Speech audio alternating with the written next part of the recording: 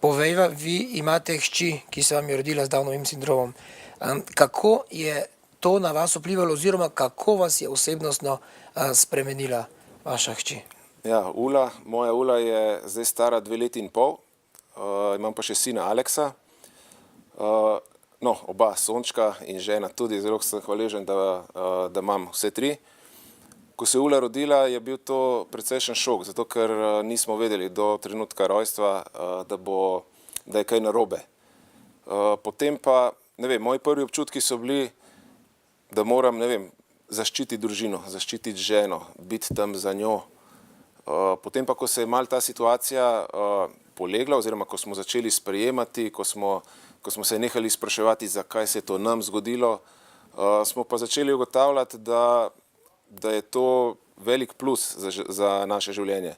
Normalno, neke prioritete se obrnejo, se to popolnoma spremenijo. Ampak Ula je v naša življenja prinesla recimo več potrpežljivosti, več sreče in več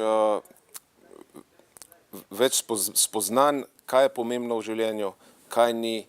Družina je pomembna, ljubezen je pomembna, ljubezen ne šteje kromosomov.